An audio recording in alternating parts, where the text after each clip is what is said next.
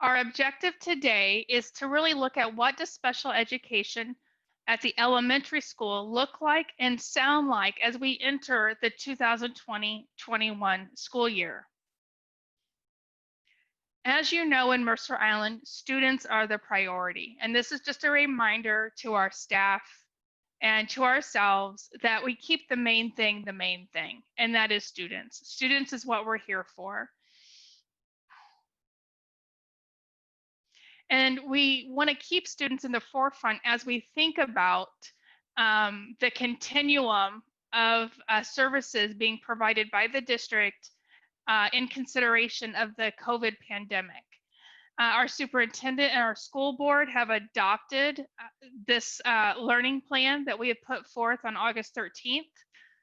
And it has gone through a few iterations. And so the latest iteration, the one that was adopted, does allow for in-person appointment services for some of our youngest learners and some of our students with the most significant disabilities.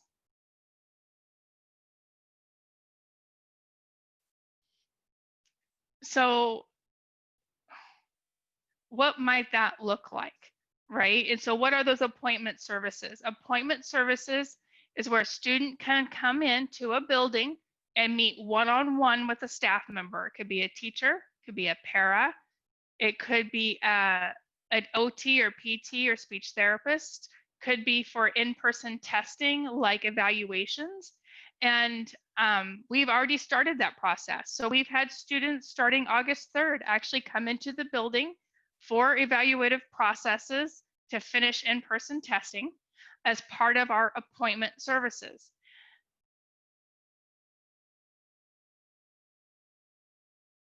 Our goal is to move to the orange as quickly as we can, following the health and safety guidelines put out by L&I for our staff and by the CDC and King County Health Department for our students. The orange model actually allows us to bring more students back quicker. It allows us to group students. It allows us to put at most 3 students and 2 adults in a room together, in a cohort to help them come in and learn. And we do that in special services already. When we work with students in the resource room, they're coming in very small groups to work with a para or under the guidance of the special ed teacher or directly with the teacher. And so that's what our goal is, but we are going to go slow to go fast. We want to make sure our students can tolerate the PPE. We want to make sure they get used to staff, looking at staff who have masks on or face shields, knowing that the buildings are going to be different, that we're going to have to maintain that 6 feet of distance. We're going to have to, no high fives, no hugs for our little ones who want to come in and grab a teacher, give them a hug, and just we think about all those things that make preschool and elementary school fun and why we want to be there. Some of those things will still be missing because of the physical distancing that we're going to have to continue to implement as part of those guidelines. So one of the biggest questions the parents have been asking, and so has staff, is how do we know who can come in for an appointment? What does that look like? So some of the guiding questions that our staff, if a parent wants an IEP meeting to think about in-person services, again, we're thinking about our most significant learners and our youngest learners. So we're going to be looking at, does the IEP team believe that the student can meaningfully benefit from remote learning? So there might be things that the student can do really well remotely, and there might be something the student can't. So we're going to parse those out and look at those separately. Does the student or does the IEP team believe it's necessary and essential that the student receive, and you fill in the blank, what's on the IEP, as an in-person non-group individual service? And so that, again, we're going to be balancing the health and welfare of our, sorry, my puppy just ran into the wall. He's blind. Balancing the health and welfare of our students and our staff. And so sometimes a goal based on the student's health concerns may not be as important right now. And other goals may be more important. So it'll be a team discussion. And then the last piece of that is, can the team safely provide in-person services in accordance with the Department of Health and the CDC guidelines? So that is, can a student stay 6 feet apart? Can the student wear a mask? Can the student wear a mask safely for 15 minutes, 30 minutes? Not at all. Can we provide the services outside versus inside? Can we do it in the gym where there's more ventilation? And so there'll be lots of questions that we're going to be going through to make sure that we're safe and that it's necessary and essential for the student to come in. And then again, as we move to orange, these questions will change because then we are allowed to open up the buildings to more people at a time.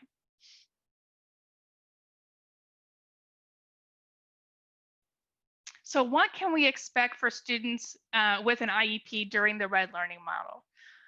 You can continue to expect a continuum of services. Continuum of services means in person, push in, pull out, remote, co-teaching, asynchronous, synchronous, continuum of services. Implementation of the IEPs. There will be no continuity of learning plans moving forward. We will be implementing and measuring the goals on the IEP. You will have a dedicated special education case manager. We have 2 on the screen right now with us as panelists, who will teach the student as well as manage their IEP. You can expect from us open, 2-way communication, predictable times for classes and additional support for asynchronous activities, support for executive functioning skills to help the students navigate their remote learning. The continuum of services, just a quick slide, that some students might be served separately. Some are served in pull out in a traditional classroom. So in a remote setting, that would be in a breakout room. Some students are served in resource in small groups online. But then again, we also have those in-person services. Co-teaching, some of our staff co-teach with a gen ed teacher. Push-in is where I provide services in a breakout room in a gen ed classroom or in a gen ed remote setting, but I'm not co-teaching with the teacher. I'm running a small group for the teacher. And then consultation services is the least restrictive environment. And that could be consultation for the family as well as the student or the staff. So we are implementing IEPs. Beth, would you like to talk about what's different from the spring to the fall around no continuity of learning plans and how we are implementing the IEPs moving forward? Yes, definitely. And before I jump into that, I just wanted to share, I do see some questions in the chat, and we'll finish going through the slide deck, and then we will go back to the questions. So just know that, keep the questions coming as they come up for you. So in the fall, in the spring, when we had to close schools due to the COVID pandemic, we aligned with our general education plan. And what we did is April 13th, we had all of our special education teachers connect with all of the families to talk through the continuity of learning plan. So really thinking about what the needs were of the student and the family as it related to this new virtual environment that we were all made to adjust to. And so we did provide specially designed instruction during that time. And it may obviously have looked a little bit different than the traditional brick and mortar setting. So specially designed instruction did occur during those times through continuity of learning plans. And let's see, and then in the fall, I want to switch those around for some reason. In the fall, we have done a ton of planning over the summertime through Learning Forward groups, and some of you here tonight may have been part of those Learning Forward teams in some way, and really building a robust plan to begin first day this fall. And so this fall, the expectation is that we implement the IEPs as written. And so there may be some different needs that come up for students in the virtual environment that may require an amendment to the IEP, which will be facilitated by the special education case manager, who will reach out to families and teams to schedule those meetings. But what I think is really important to know from the spring to the fall is that we did shift to a continuity of learning plan in the spring, and now we will be implementing the IEPs as written this fall. Thank you, Beth. Sorry about that. I thought I was in presentation mode and had shared the wrong screen. So I'm hoping you can, as an audience, you can see better. My apologies. It was always our intent to implement the IEPs in the spring, which we did to the best of our abilities. Our teachers were responsive. They collected data on goals. Students did make progress. And we're very proud of our Mercer Island staff. We were able to implement what a lot of other districts were not, and we did it very quickly.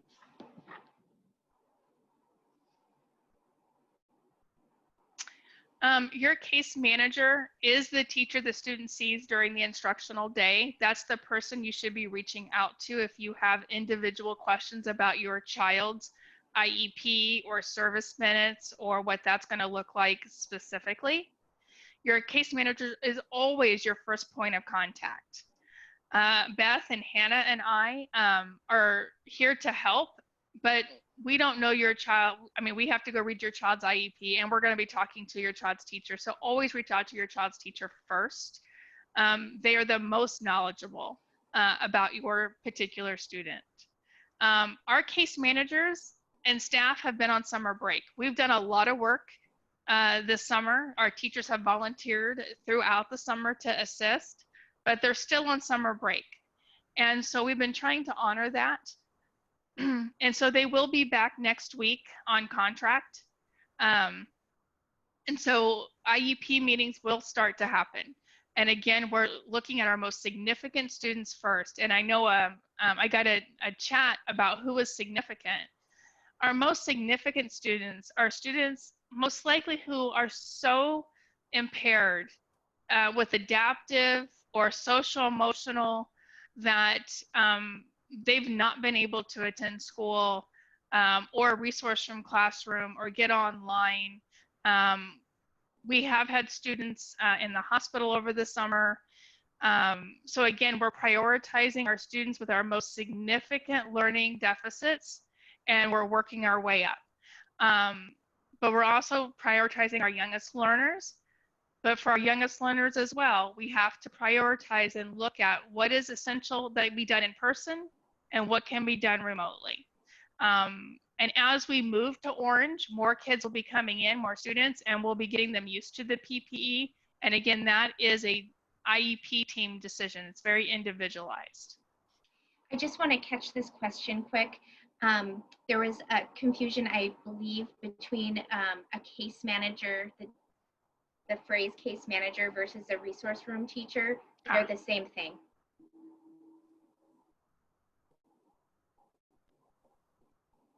So how will your student be supported? So asynchronous time is recorded lessons, right? So your student will be supported during asynchronous learning. They'll have access to staff, including special ed teachers and paras. Students can access paraeducators who also support staff in the special education classroom. They know your students, they know their students' needs, and they know the IEP. All case managers will work with students on how to navigate the remote learning setting, and support will be individualized. IEPs will be implemented, and some may need to be amended as students' needs may have changed. Student may have new social emotional concerns. And so we will address those individually at IEP meetings.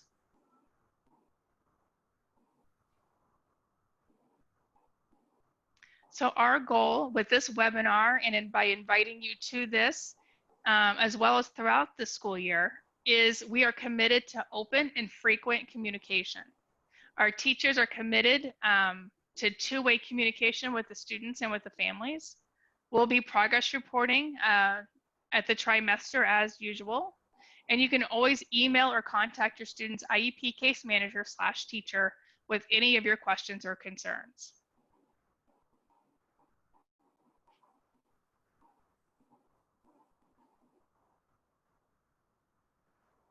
All right.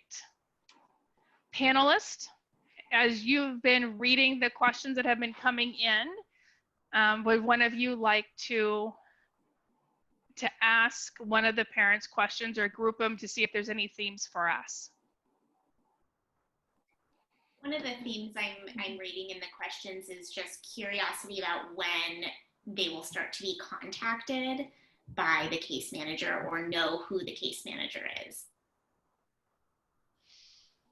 So that, I can answer that. Some teachers have already started reaching out, so you may have already heard from yours. But like we said before, teachers are still on summer break and they will be coming back later next week. So you should start to hear something soon with the teacher who's identified as the case manager for your student. Right, so at Island Park, that would be Deb Ehrman would be the case manager. So I saw that a specific question. Diana is at Lake Ridge. Nancy is at West Mercer. And then at Northwood, we have Brenna.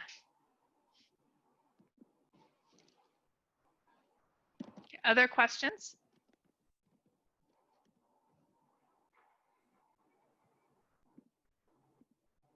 I'll work on getting the email addresses into the chat.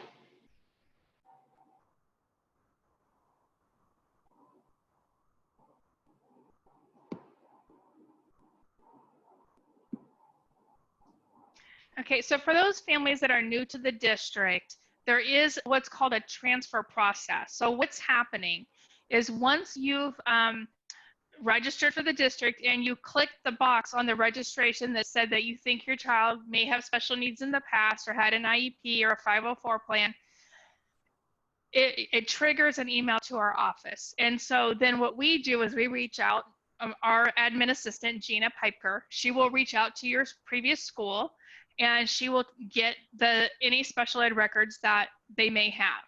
If you want to assist us in that process, you can always email your copy of records to SPED records, SPED records at mercerislandschools.org. And then Gina will, because as soon as we get the IEP and the eval from the previous district, then it'll trigger a review by a school psychologist. The psychologist will then officially accept those IEPs and evals so that we can provide services. You will get what's called a prior written notice saying that we've accepted it or not. And the reason we don't accept it is it's like you send us one that was 3 years old. So then what we do is say, we got it, but we need a new one because IEPs have to be within a year, evals have to be within 3 years. So if it's out of date or something, then you may get a letter saying we didn't accept it, but here's what we're going to do to fix it.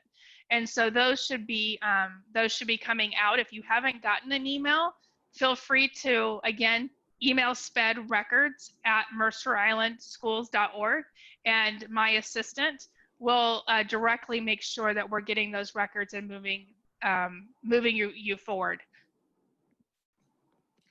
There are some questions specifically about how decisions will be made about their child's services in the fall. So IEPs will be implemented starting on day one. However, those individual decisions are going to be made as part of an IEP team. So if you have those questions right now about what that's going to look like for your child, you will just ask that directly to the case manager or resource room teacher, and a meeting will be held to discuss those really specific questions.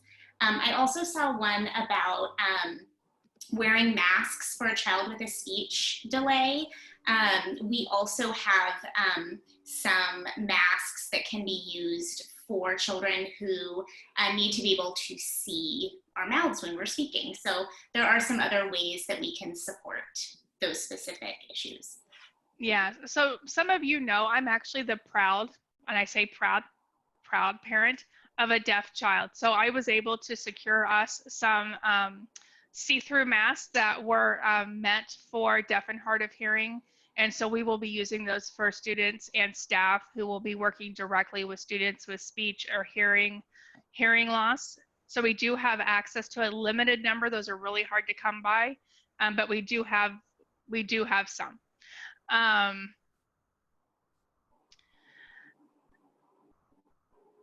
And as far as, again, what's significant, and can I give an example of a student with significant needs?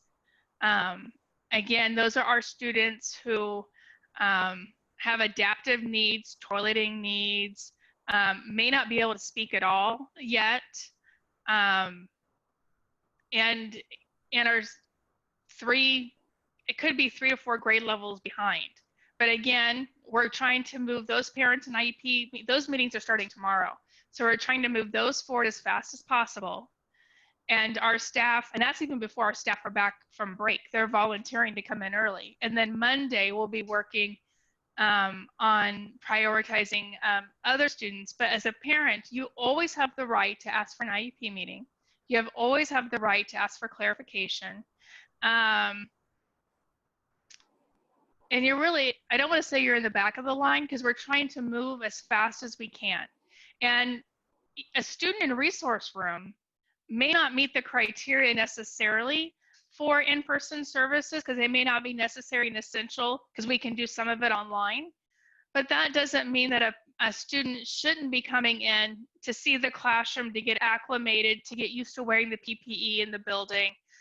So there may be some circumstances, but again, that's individualized based on your IEP team's decision of what's needed at this time. And does it need to happen on day 1, or can it wait till week 3, or can we get you in on orange right away? So we're just taking a look at the students and what they need, and also note that in person is just one-on-one. They're not seeing another student. They're not able to run around the building. They're coming in maybe for an assessment. So I might see a resource room student come in because the teacher is unable to do a reading assessment over remotely. So they may want to come in for an appointment. But we are looking at, how do we provide those services, and who needs to come in?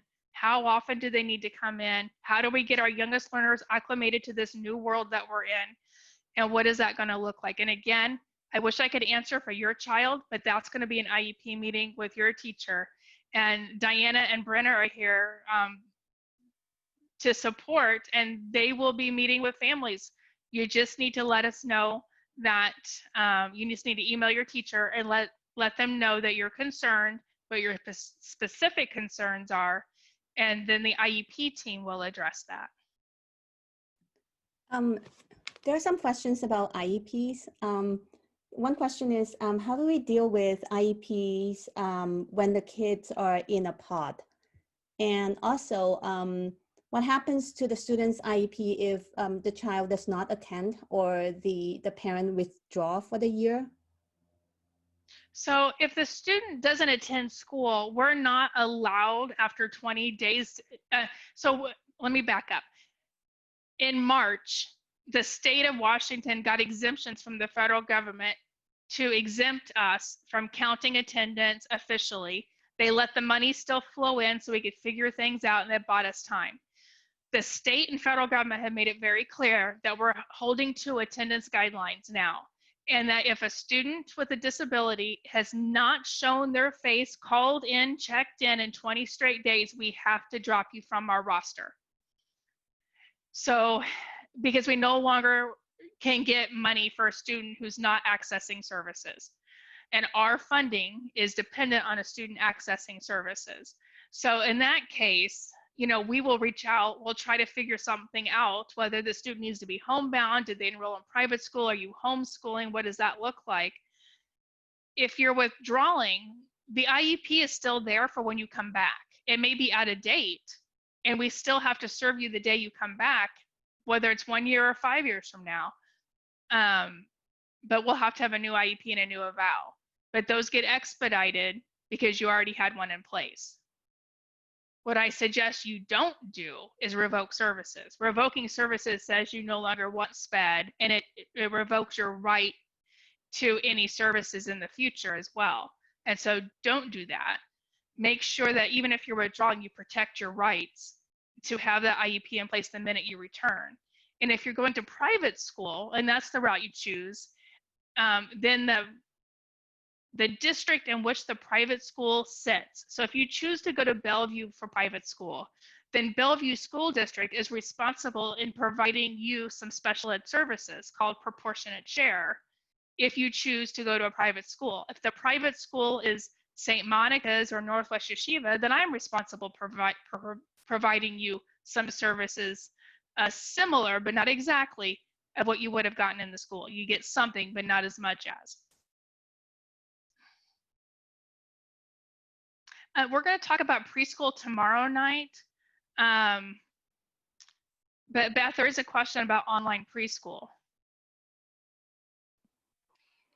We have, as a team, have been developing our plan to educate our early childhood kiddos. And so we will talk more about that tomorrow night, but there's a lot of different angles we're taking to be able to provide specially designed instruction for our students.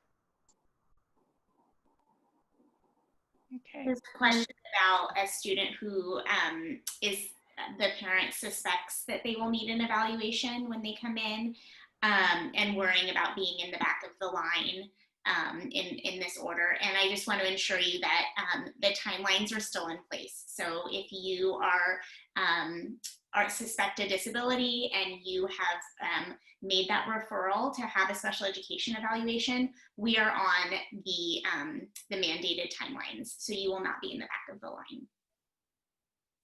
Yeah, and just so you're aware, the mandated timelines, again, the state and federal government have not waived those. If you email us to say that your child needs a referral, we have 25 school days to respond to that, and then 35 days to complete the eval after that if it's decided the student needs a school-based evaluation.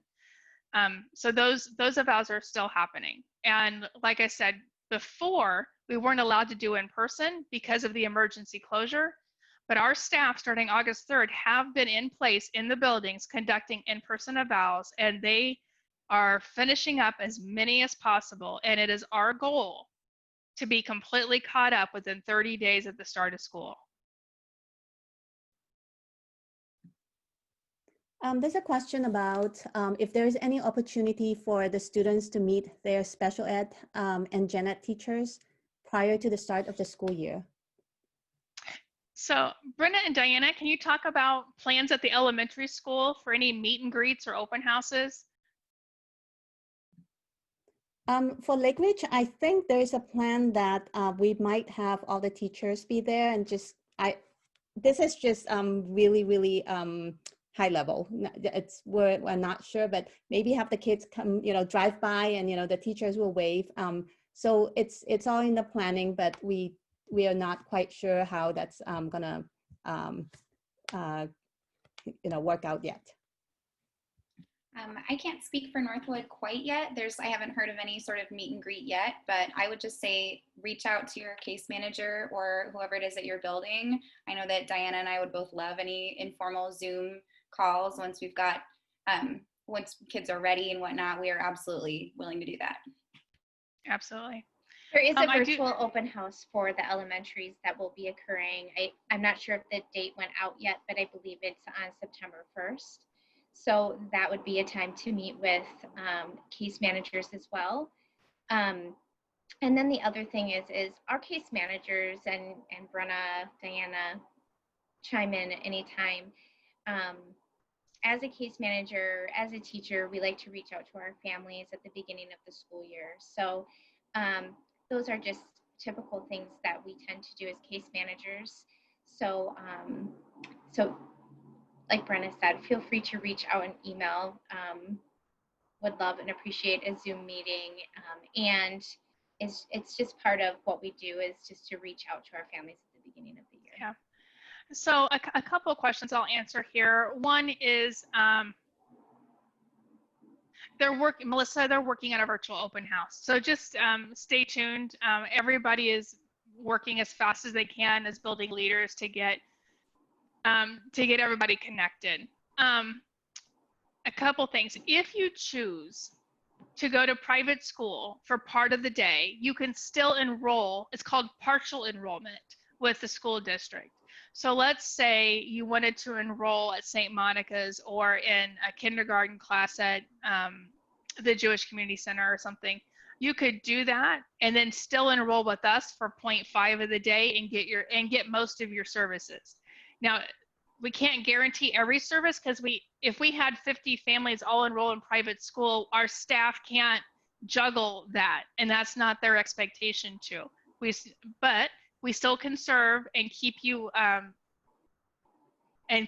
our books, so to speak, and get you services and keep your IEP updated and so forth. We just can't juggle hundreds of students going and choosing half-time this and half-time that or a four-time this. So full-time students get scheduled first, and then we work through that. But yes, we do our best to make sure every student who's scheduled even for half a day with us gets their services. If you withdraw from kindergarten and then you want to enroll in kindergarten again, we really don't like holding kids back. Legally, you don't have to send your student to school until they're 7. So that's up to you. It's a personal decision. I highly suggest if it's a student with a disability that we don't like to keep students back. It's not saying we don't if parents insist, but it's really against everything we know as educators to hold students back. And because we have an IEP and because we have to serve students where they are, no matter what grade they come into us with, they're just going to end up with more services and more supports. But we want to keep them as close as possible to their grade level peers. It just is a lifetime detriment to them knowing that they're a year back from the friends that they started with. So that, again, that's a personal decision. But we do not make it a practice to hold students back. And I will say, for those of you who are continue to be anxious about the start of the school year, it is our superintendent's highest priority to get kindergartners and first graders in the building as fast as possible. Again, we're still in the middle of bargaining with our union, but we are moving forward with services and with plans. It is our intent to serve students remotely and in person at the start of the school year. There was a question for me to go back and talk about the virtual open house, and it is on September 1st. So details should be coming out to families about that. They may have already. I have received quite a few emails, so it may have already, but it will be September 1st. Yeah. So just an example of a service that may not be able to be done remotely is physical therapy. So as we look at services, there might be a physical therapy where a student may need to come in to learn a new skill or how to position their foot right or how to hold a pencil. Those cannot be done remotely successfully. But does it need to be remote every day or in person every day, or is it something where we teach the parent and the student and then we follow up online remotely? But maybe there has to be a hybrid of some in-person services because it's very difficult to teach a physical therapy or occupational therapy remotely. So there are some things that will be appointment services. And we also have transportation. So we are working very closely with our friends in the transportation department to make sure that when an IEP team determines that a student needs to come in for an appointment, that we can set up the transportation to go with it.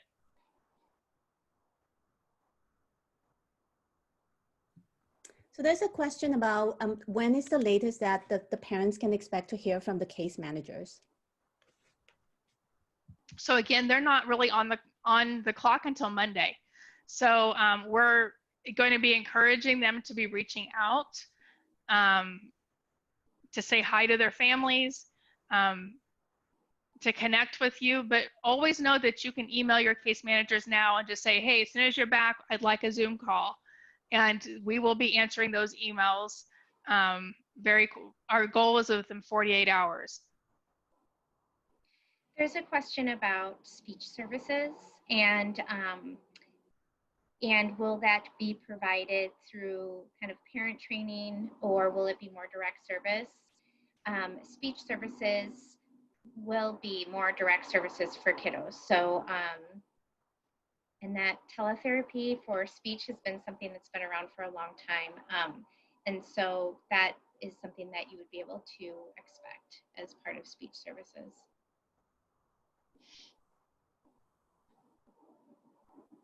Oh, no, I'm not saying if you want to hold a kid back and enroll. I'm saying there's a process for that, but we don't routinely do it. So again, those personal decisions, there's board policy, it goes through the building, but those are personal decisions to you. I'm not going to, I can just tell you that we discourage it, but again, I think it's a highly personal decision, and I don't want to make any judgments on culture or what that means to you. I just want to make sure that that you're not only thinking through what's happening this year and next, but the continuum to 12th grade and just the lifetime of impact it might have. And I just take it very seriously. And so I wouldn't want to make a quick decision and I would just encourage you to think about it. If I could also add, I'm just seeing a lot of individualized questions. And I want to emphasize that the key word here is individualize education plans. So if you've got ideas that you think worked really well last year or you found in the summer or anything else, we as the case managers would absolutely love to hear it. You guys are in the driver's seat as far as you know your kids better than anyone else could. So just remember, you guys are active in developing the plan and making the plan, and we absolutely love your impact, your thoughts, anything else to share. We really want to take into consideration when we're making the plans this year. Mm-hmm. And also note that we're really trying to balance schedules, because even though we're doing in-person services, your teacher is still teaching a lot of students remotely. And we want to make sure we're balancing each student's needs with the needs of our staff. And we are looking at our staffing models. We are looking at how we're using our resources. We're going to be using resources across the district again. And so we are looking at that to make sure we are able to meet students' needs. And teachers just, come to me as the director or Beth or Hannah and say, hey, I got a scheduling conflict. How are we going to solve it? And then we look at how we as a district can reallocate our resources, which means people or so forth, to make sure we meet needs, because it is individualized.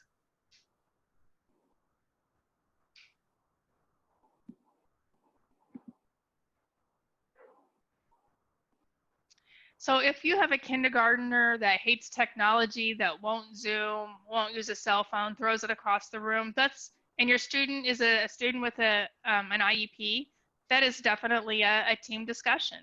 And is it an academic thing? Is it a social emotional thing?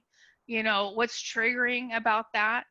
And so those are great team discussions. But again, I encourage you to email your teacher. And Beth, have we been able to put in the teachers' emails for parents? Yes. So they have the email of the case manager? Yeah, I can put it in again. Okay. And again, I know you would like specific answers for each individual student on here. But again, those are IEP team decisions. And I leave it up to the team because that's what individualized program means. Yes, if there's a question about adaptive technology, if you have questions on that or there's a need, yes, please reach out to your case manager. So we are purchasing more technology. We have students who need different keyboards or, have visual needs. We have students who need hearing assistance and have FM systems or other devices. And so, yes, as soon as we are aware of a need, we make sure that we address it. So there's a question about when we go back to school, and will the remote services be available with MI Online, those families that decide to stay with MI Online? So Fred, Dr. Rundle will be having an MI Online, I believe, discussion tomorrow night. I think there's already been one with him and Jamie, but there is another discussion tomorrow night. We will be providing services to students with disabilities through MI Online. However, you're not guaranteed a district, you're not guaranteed your case manager. That's what I'll say right now. We're still looking at all the numbers. And I know there was a survey that went out, and absent that survey, no one asked families if the student had an IEP. So now we're looking up every student's name and going through that list to see who has special services and what we need to do to allocate resources to that. So I just got that list yesterday, and so our staff are working hard to identify students and reach out to families if we need to, and to see what we need to do. But we will support that. I just can't talk about the specifics because we forgot to ask parents to tell us if they had a student with a disability so that we could quickly run a report. And so now we have to work a little harder. Sue Ann, there's a question about if... So we just have a minute left. Is there a final thought from any of our panelists that they would like to leave the parents with as we sign off tonight? Sue Ann, can you answer one last question first? Can you hear me?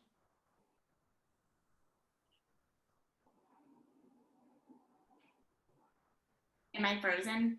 Mm-mm. Oh, okay. Sue Ann, you can't hear me? Okay. Beth, maybe you can answer it.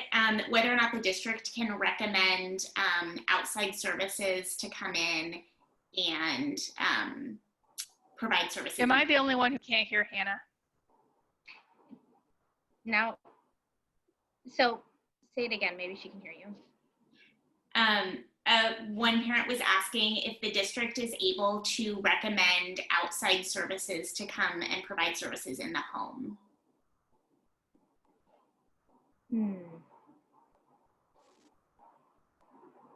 I think that